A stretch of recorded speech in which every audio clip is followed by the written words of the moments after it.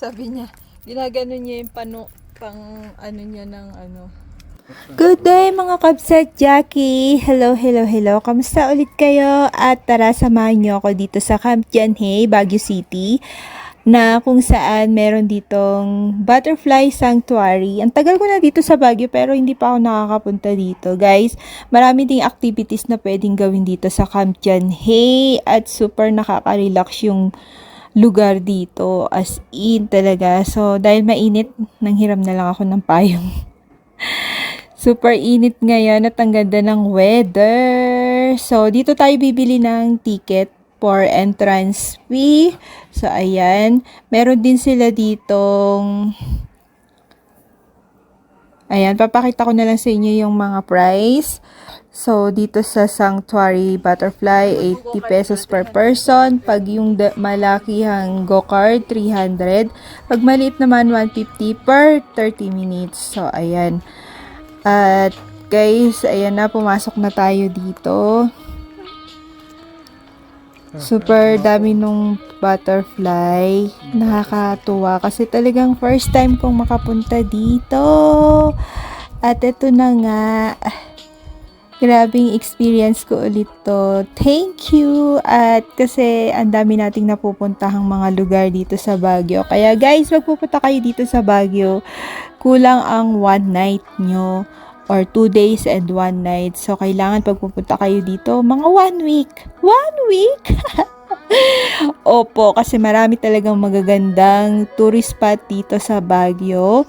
So, dito pa lang sa Camp Janhay, ubos na ang isang araw nyo. Kasi talagang marami siyang mga lugar na pwede nyo puntahan na nakaka-relax and magagandang lugar dito sa Camp Janhay.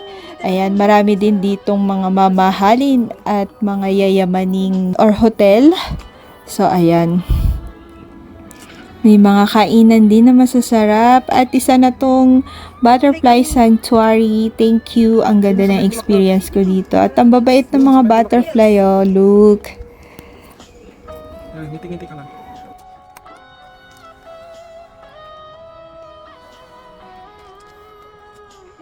Bait niya, oh. Friends na kami.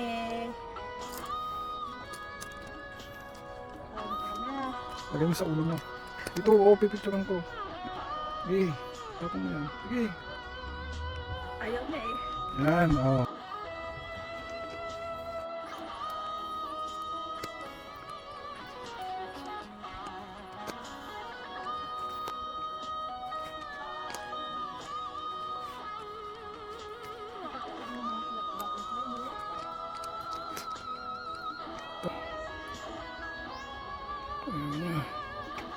Ayun, yan.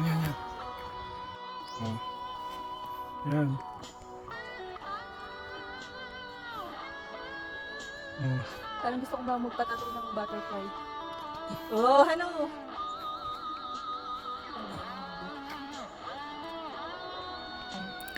Yung wala ka nang ginawa kundi makipaglaro na lang sa mga butterfly, makipaghabula. At magugulat ka na lang, bigla na lang may dadapo sa yung butterfly. Yung father ko ata to. Ngiti ka lang. Kasi ayaw niyang umalis. O, diba? Ayun. Sino ka man, hello po. Dito. Hello sa'yo. Ayaw niyang umalis.